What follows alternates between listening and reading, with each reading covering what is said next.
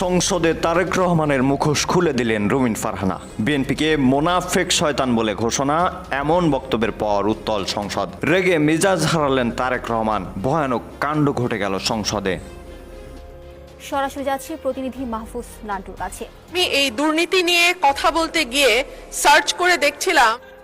দেখেন, শুরুতেই আপনাদের একটু জানিয়ে রাখি, দীর্ঘ 18-19 বছর বিএনপির সাথেই যুক্ত ছিল রুমিন ফারহানা। সেই রুমিন ফারহানা কিন্তু বিএনপির সকল অপকর্ম, অর্থাৎ তারেক রহমানের যত খারাপ দিক আছে সব দিক কিন্তু তিনি জানেন। হঠাৎ করে তিনাকে যখন দল থেকে বের করে দেওয়া হয়, তখনই তিনি কিন্তু বিএনপির উপর উঠে পড়ে লাগেন এবং বিএনপির সকল গোপন তথ্য আজকে সংসদ অধিবেশনে ফাঁস করে দিয়েছেন এবং তারপরেই উত্তাল হয়ে ওঠে সংসদ ভবন। দর্শক, এতক্ষণ দেখছিলেন সংবাদের কিছু শিরোনাম, এবার আপনাদের একটু বিস্তারিত জানিয়ে দিই। দর্শক, রুমিন ফারহানা এই কাজগুলো যে করবে সংসদের ভিতরে, তা কিন্তু মানুষ আগে থেকেই ধারণা করছিল যে রুমিন ফারহানা দীর্ঘ 18-19 বছর বিএনপির বিপদের সময় পাশে ছিল। যখন বিএনপি ক্ষমতায় আসলো কিংবা সুসময়ে আসলো, তখন রুমিন ফারহানার পিছনে লাথি মেরে দল থেকে বের করে দিল। দর্শক, সেই রাগ তো রুমিন ফারহানার ভিতর ছিল। অবশেষে বিএনপির যত অপকর্ম আছে, তারেক রহমানের যত ভয়ানক অপকর্মের দিক আছে, সব সংসদে আজ তুলে ধরেছেন। তবে সংসদে তারেক রহমান মিজাজ হারিয়েছেন আজ রুমিন ফারহানার সাথে তক্কাতক্কি। দর্শক, কথা বাড়াচ্ছি না, চলুন আমরা একটু বিস্তারিত দেখে আসবো। তবে আপনারা কমেন্টে জানাবেন যে রুমিন ফারহানা বিএনপির সকল খারাপ দিক তুলে ধরে বা রাজনীতিবিদদের সকল খারাপ দিক তুলে ধরে যেই বক্তব্য দিয়েছে, সেই বক্তব্যের সাথে আপনি একমত কিনা, সে ঠিক কথা বলেছে কিনা একটু কমেন্টের মাধ্যমে জানাবেন। তো দর্শক, কথা বাড়াচ্ছি না, সবাই একটা করে লাইক দিবেন রুমিন ফারহানার এই বক্তব্যের জন্য এবং কমেন্টে জানাবেন।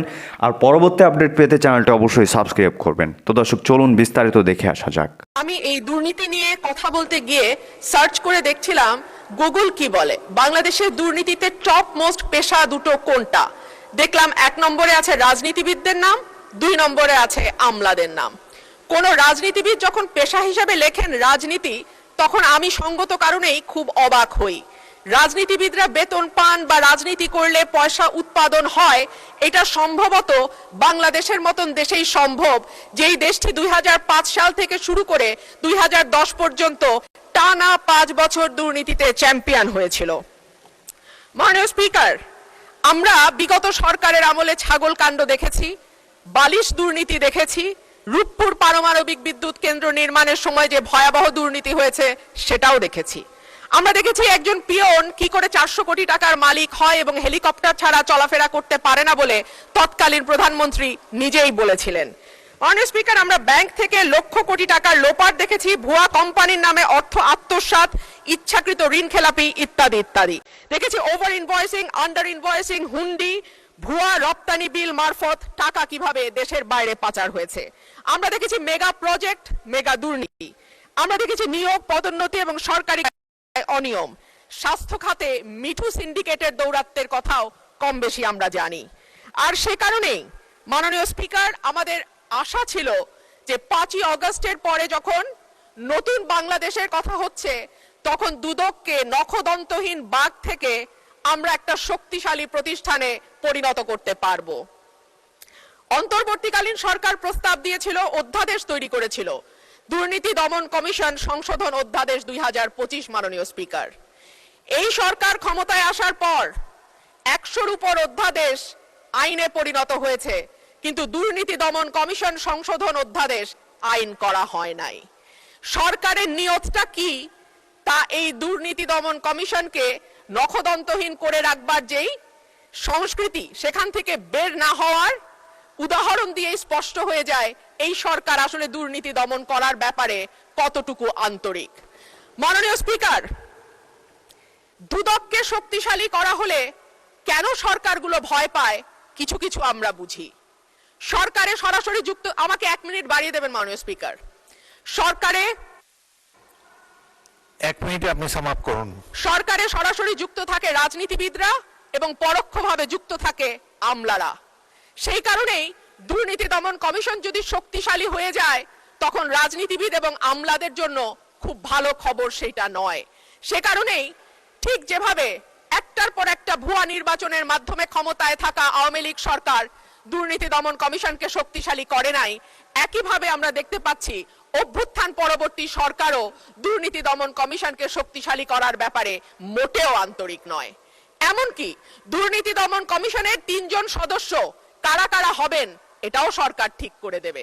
যদিও অধ্যাদেশের মাধ্যমে যেই আইনটি করা হয়েছিল সেখানে বলা ছিল যে প্রেসিডেন্ট দুর্নীতি দমন কমিশনের চেয়ারম্যান নির্বাচন করবেন, বাকি সদস্যদের নির্বাচন করবে স্পিকার। সেটাও সরকারি দলের হাতেই থাকতো, কিন্তু সেইটুকু করবার মতো মাননীয় সদস্য আখতার হোসেন, রংপুর 4।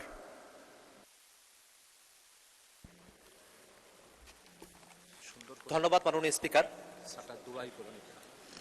আমি আখতার হোসেন, সংসদ সদস্য 22 রংপুর 4 প্রস্তাব করছি যে পানি সম্পদ মন্ত্রণালয় বিষয়ে আলোচনা উত্থাপন করবে হিসাবের খাত 147 পানি সম্পদ মন্ত্রণালয় শিরোনামাধীন 44 নং দাবি হইতে 500 টাকা হ্রাস করা হোক। মাননীয় স্পিকার, এটা একটা প্রতীকী প্রস্তাবনা। আমরা এখানে কারো বাজেট আটকিয়েও রাখতে পারবো না। সংখ্যা আমাদের কম, আমরা হা ভোট বলি আর না ভোট বলি সেটা এখানে ম্যাটার করে না। সরকারি দল যে ভোট বলবে সেটা হ্যাঁ এর পক্ষে বলুক আর দায়ের পক্ষে বলুক, আপনি সেই দিকে রায় দিবেন, সেটাই এখানকার বাস্তবতা। কিন্তু এখানে কিছু বিষয় বলে রাখা প্রয়োজন। পানি সম্পদ মন্ত্রণালয়ের একটা কাজের আওতার মধ্যে অনেকগুলো কাজ রয়েছে এবং এই সরকারের অন্যতম একটা গুরুত্বপূর্ণ প্রচারণার বিষয় হচ্ছে খাল খনন করা। আমরা দেখেছি যে সরকার গঠন করার পর থেকেই খাল খননের একটা মহা উৎসব চলছে দেশব্যাপী। সেই খাল খনন করতে গিয়ে কোথাও সেখানে মেশিনের ব্যবহার হচ্ছে, কোথাও জনবলের ব্যবহার হচ্ছে এবং কোথাও কত কিলোমিটার খাল খনন করা হচ্ছে, কোনো বিষয় এখনো পর্যন্ত স্বচ্ছ কোনো পরিসংখ্যান এই সংসদে কিন্তু উপস্থাপন করা হয় নাই। এখনো পর্যন্ত আমরা জানি না যে আসলে কতটুকু পরিমাণ খাল খনন করা হয়েছে।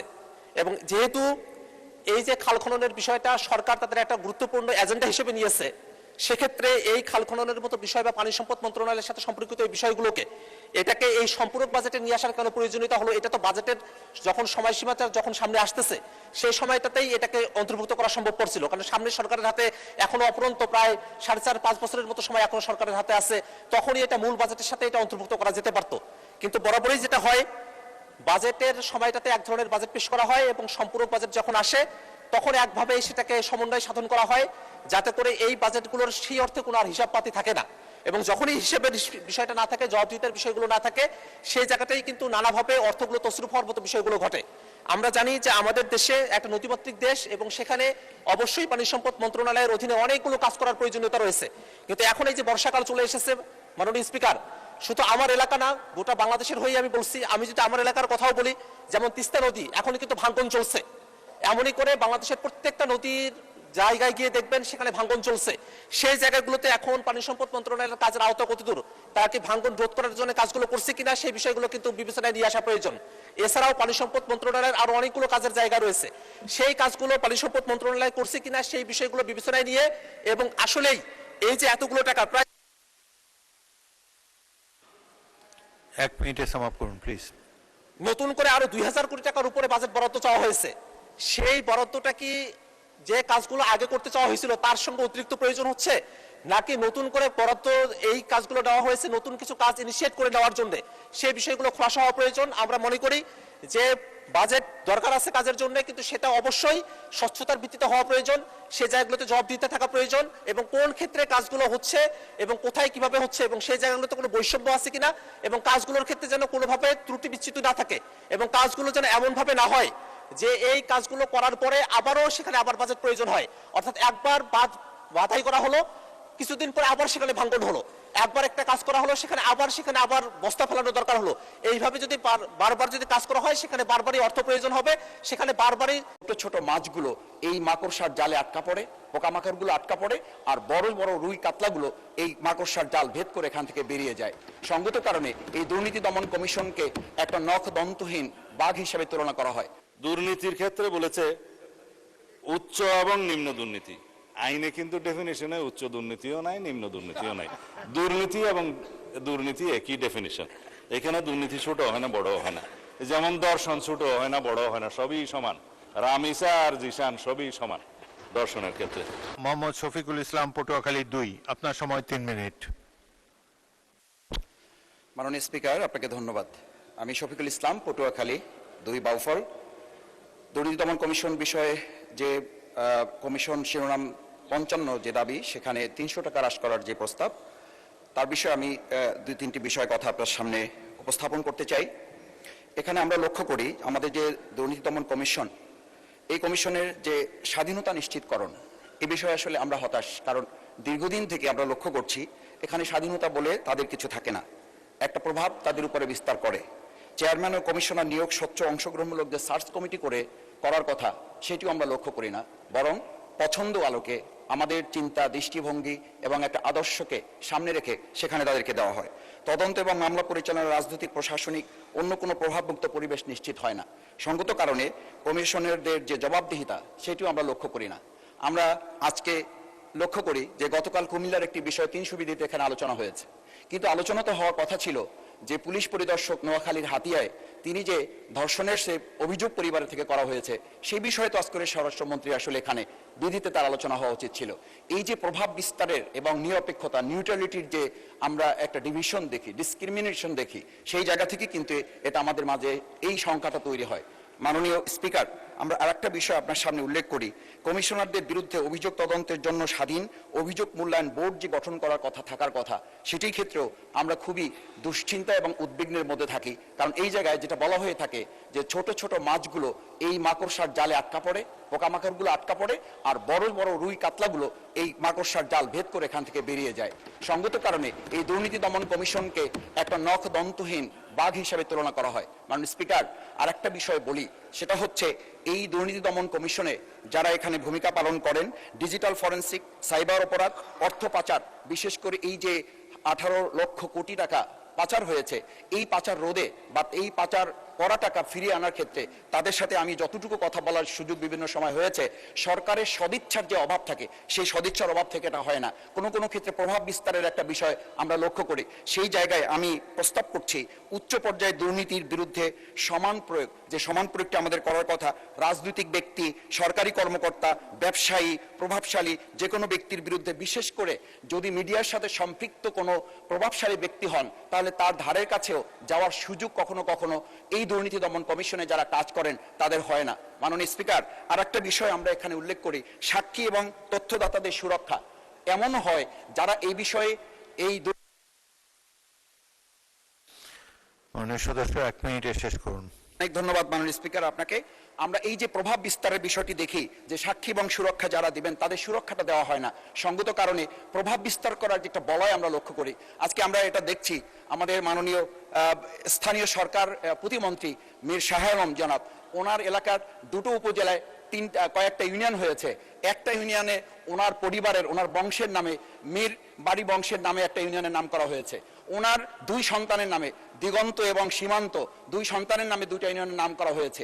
এটা যদি বর্তমান সময়ের একটা পরিস্থিতি হয়, আমরা মাননীয় প্রধানমন্ত্রী ওনার পরিবারের সদস্যের নামে একটা প্রতিষ্ঠান করতে চাওয়া হয়েছিল, উনি নাকচ করেছেন, আমরা বাহাবা দিয়েছি। তা আমরা তো মনে করি প্রধানমন্ত্রী যেটা চান সেটাই তো ওনাদের হওয়ার কথা, কিন্তু প্রধানমন্ত্রীর হয় না, ওনাদের নিচ থেকে এটা হয়।